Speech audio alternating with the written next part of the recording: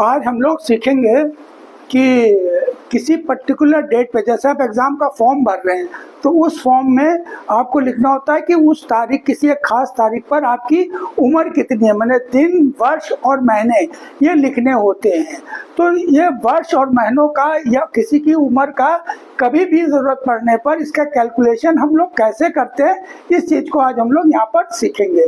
ठीक है, तो जैसे उम्र निकालना किसी भी तिथि पर, जो तिथि पे आप चाहें। तो पहले हमने लिखा मनचाही तारीख पर, जैसे आप एग्जाम का फॉर्म भर रहे हैं या आप किसी पर्टिकुलर दिन में बैठे हैं और सोचे भाई आज उसकी उम्र कितनी होगी, तो आपने ये उस तारीख को लिख लिया। जैसे 19 अप्रैल 2025, 19 अप्रैल 2025, 19 अप्रैल और 2025। तो अप्रैल को हम लोगों ने क्या किया, उसकी गिनती लिख दी। 12 महीने होते हैं ना, 1 2 3 4 करके 4 ये लिख दिया है। अब उसके बाद आप अपनी जन्म की, जिसकी भी आपको उम्र निकालनी, चाहे आपकी खुद की हो, तो जन्म की असली तारीख आप नीचे लिख दीजिए। जैसे आपका जन्म 24 मई को हुआ हो, 24 मई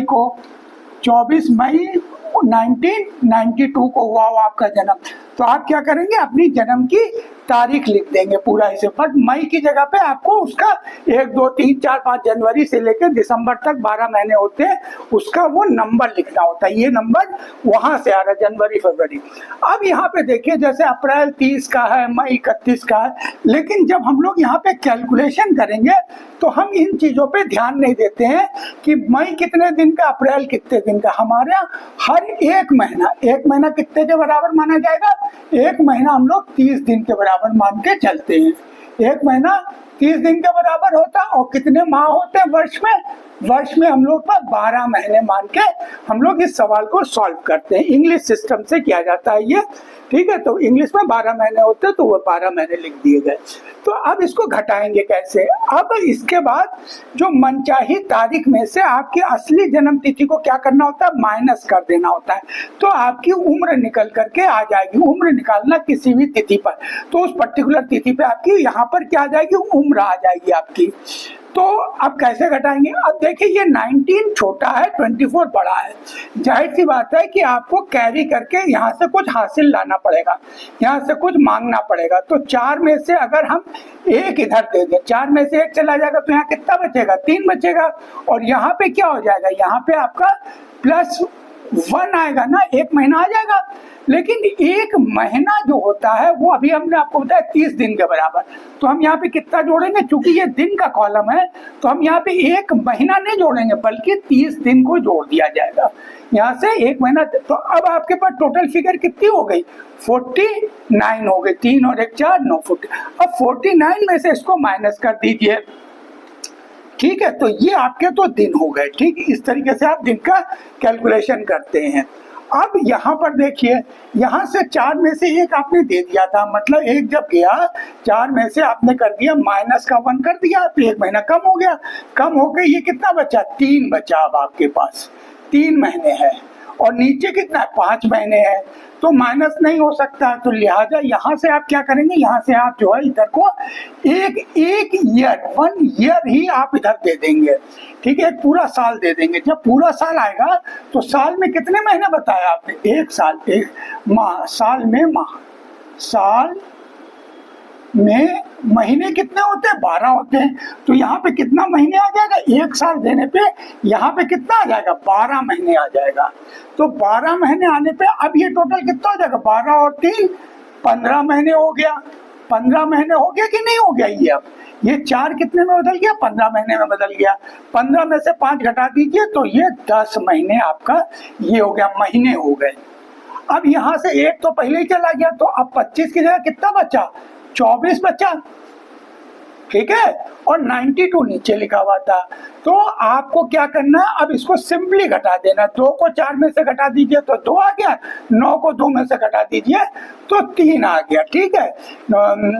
तो अब ये वाला इससे घटा रहे हैं आप, नीचे 25 से नहीं घटा रहे, ध्यान रखिएगा। 25 से तो 1 पहले ही माइनस कर दिया आपने, 1 माइनस कर दिया, इधर आ गया, जो यहाँ पे आके वो प्लस हो गया था, ये 12 महीने, ठीक है। तो अब यहाँ पे 24 में से चला जाएगा, तो 3 2 2 4 9 3 12।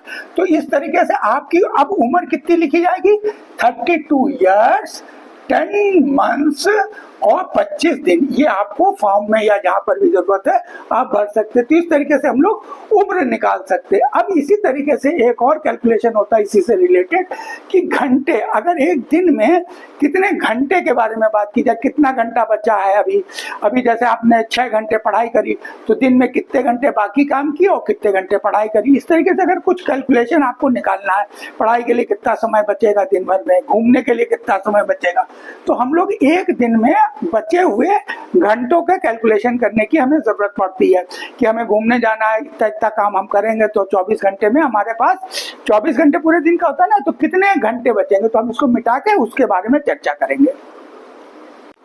तो अभी हम लोग किसके ऊपर बात करेंगे, हम लोग घंटे ज्ञात करना सीखेंगे। अब हम लोग क्या सीखेंगे, घंटे ज्ञात करना।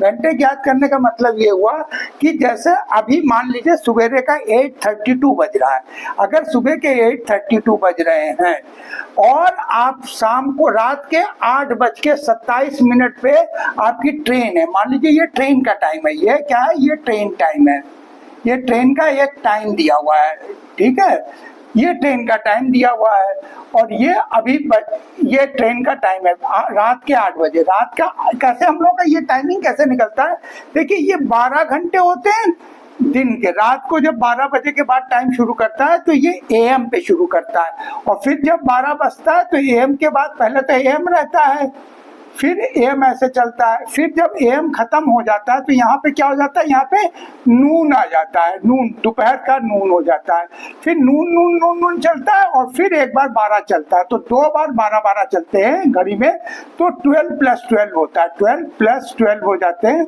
तो कुल मिलाकर के हमारे पास कितने होते हैं, 24 घंटे होते हैं। एक दिन में कितने घंटे होते हैं, एक दिन में 24 घंटा होता है और 1 घंटा हमारा कितने के बराबर होता है, 1 घंटा हमारा 60 मिनट के बराबर होता है। अब ये बड़ी वाली सुई जब एक चक्कर लगाती है तो 60 का लगाती है। कैसे लगाती है, देखिए ये 12 है और हर एक के बीच में यहाँ पे छोटी छोटी 5 लाइनें होती है, 3 4 और 1 5, ऐसे करके 5 छोटी छोटी लाइनें होती है। तो 12 × 5 तो कितने मिनट हो गए, 60 मिनट हो गए कि नहीं हो गए। तो एक दिन में 1 घंटे में एक चक्कर जब बड़ी वाली सुई लगाती है तो 1 घंटा हो जाता है। तो 1 घंटे में हमारे पास कितने होते हैं, 60 मिनट होते हैं, ठीक है, 1 घंटे में 60 मिनट और हर एक मिनट कितने का होता है, 60 सेकेंड्स के होते हैं, 60 सेकेंड के होते हैं। तो ये बात आपको ध्यान रखनी। अब मान लीजिए कि सुबेरे का 8:30 बज रहा था, लेकिन ट्रेन कब है, जब ये नून हो जाएगा, मतलब ये तो एम वाला हिस्सा चालू है, ये एम जब होता है तो 12 घंटे और जब नून चालू होता है तो 12 घंटे। तो जब नून के बाद क्या होता है, वो नाइट में आ जाता है, तो नाइट के 8 बजे, तो नाइट के 8 बजे अगर ट्रेन है तो अभी कितने घंटे बाकी है ट्रेन को छूटने में, अगर आपको टाइम निकालना है। तो हम सबसे पहले क्या करेंगे, जो टाइम से आपको ट्रेन छूटने का टाइम और अभी का टाइम, अभी नाउ कितना टाइम है, 8:32 हो रहा है, 24 सेकेंड हो रहा है। तो हम इसमें से इसको घटा देंगे। तो अब घटाने में सबसे पहले हमें इधर से घटाएंगे, सेकेंड, फिर मिनट और फिर घंटे, इस तरीके से घटाते हैं। तो आप यहाँ पे देखिए, यहाँ 12 सेकेंड है, यहाँ 24 सेकेंड है, तो माइनस नहीं हो सकता है। तो हम यहाँ से क्या करेंगे, 1 माइनस कर लेंगे, 1 मिनट माइनस करेंगे और यहाँ पे लाएंगे 1 मिनट, यहाँ पे ले आएंगे। अब 1 मिनट कितने के बराबर है, 60 सेकेंड के, तो यहाँ कितना प्लस होगा, 60 सेकेंड प्लस हो जाएगा और ये हमारा बन जाएगा 72 बन जाएगा, ठीक है। अब 72 में से 24 माइनस करिए, तो माइनस करेंगे तो कितना बचेगा, 48 बचेगा, ठीक है, 8 × 12 2 × 5 2, तो 48 आपका बचेगा। तो कितने सेकंड बचे, 48 हो गया। अब यहाँ से 1 चला गया तो यहाँ बचे कितने, यहाँ बचे आपके 26 बचे। अब 26 में से 32 माइनस करना नहीं संभव है क्योंकि ये बड़ी गिनती है, तो हम क्या करेंगे, यहाँ से 1 माइनस कर देंगे। जब यहाँ से माइनस करेंगे और इसको यहाँ पे मिनट की तरफ ले आएंगे, ठीक है, जैसे यहाँ से ये इधर लाया था तो सेकंड में आ गया था, यहाँ से आवर है, ये घंटे ना, घंटे को जब आप मिनट में ले जाएंगे तो 1 घंटे में 60 मिनट होते हैं, तो यहाँ कितना प्लस हो जाएगा, यहाँ 60 और प्लस हो जाएंगे, 60 यहाँ गिनती, ये बात समझ में आ रही कि नहीं? अब 86 में से 32 माइनस कर दीजिए, 4 2 6 5, तो कितना बचेगा? 54 बचेगा। इस तरीके से आप मिनट निकाल सकते हैं। अब ये जब एक यहाँ घंटा चला गया तो कितना बचे? यहाँ बचे 19 में से 8 घटा देंगे तो ये 11 आ जाएगा। तो अभी ट्रेन छूटने में कितना समय बाकी है? 11:54 और इतने सेकंड बाकी है। तो इस तरीके से अगर सवाल आता है कि ट्रेन का टाइम ये है और अभी इतने बजे, तो ट्रेन छूटने में कितना समय बाकी है, कितना समय बचा, ये बचा हुआ है। अच्छा, अब इसी का अगर एक दूसरा टाइप कर ले लें कि कितना समय बीत गया दिन में से, पूरे एक दिन में से कितना समय बीत गया, तो हम कैसे कर सकते हैं? जरा सा इसको मिटा के मैं बता रहा हूं। अब मान लीजिए कि सुबह के ये टाइम था, आप सुबह उठे, ये टाइम घड़ी पे है, और आपको पता है एक दिन में कितने घंटे होते हैं? सिर्फ 24 घंटे होते हैं। एक दिन में 24 घंटे होते हैं। तो अगर आप सोच रहे हैं कि भाई अब मेरे पास कितना समय बचा आज पढ़ने के लिए या घूमने जाने के लिए या किसी काम को करने के लिए, मेरे पास कितना समय बचा हुआ है, तो आप क्या करेंगे? आप 24 में से अभी के टाइम को आप घटा देंगे। ये तो नाव वाला टाइम है जो आपकी घड़ी में यहाँ पर इस वक्त बज रहा था। तो आपने पहले टाइम लिख लिया, अब इसको कितने में घटाना है? 24 में से घटा देंगे, क्योंकि एक दिन में 24 ही घंटे होते हैं। तो कितना समय बचेगा, कैसे पता लगेगा?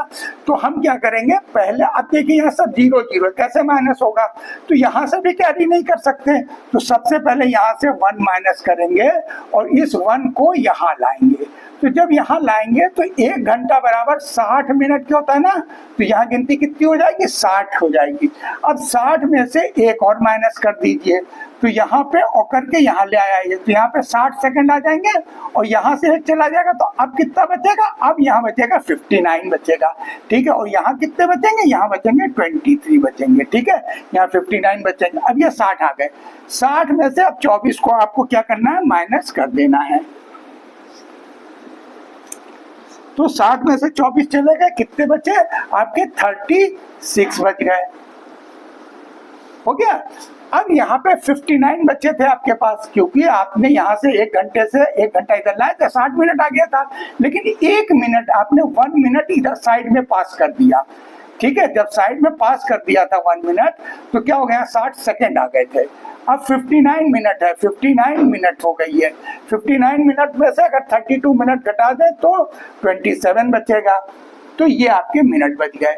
अब यहाँ पे 23 ही तो बचे हैं कुल मिला के। अब देने के बाद 23 बचे, 23 में से 8 घटा दीजिए तो कितने बचे? 15। तो अब आपके पास कितना बचेगा? 15 घंटे 27 मिनट और 36 सेकंड। इस तरीके से हम लोग ये करते हैं। और अगर आपको ये पता करना है कि किसी पर्टिकुलर डेट में, जो आपकी माने किसी फ्रेंड की डेट ऑफ बर्थ है या कोई भी दिन है, अगर उस दिन में कौन सा पर्टिकुलर दिन था, डे कौन सा था, अगर डे कौन सा था, जैसे आपने वहाँ पे सब उसकी उम्र निकालना सीख लिया कि कैसे हम उम्र निकालते हैं फॉर्म भरने वगैरह में, लेकिन अगर दिन निकालना हो तो दिन कैसे निकालेंगे? उसके लिए आप हमारा एक वीडियो है कैलेंडर के ऊपर हमने बनाया है, अभी कुछ दिनों पहले ही बनाया है, तो उस वीडियो को आप देख सकते हो। उससे वो कैलेंडर को देखेंगे तो आपको पता चल जाएगा किसी भी दिन, किसी भी साल के किसी भी दिन को, कौन तारीख को कौन सा दिन था, आपको पता चल जाएगा, ठीक है। So thanks for watching our video. Please share and subscribe to our channel. Thank you.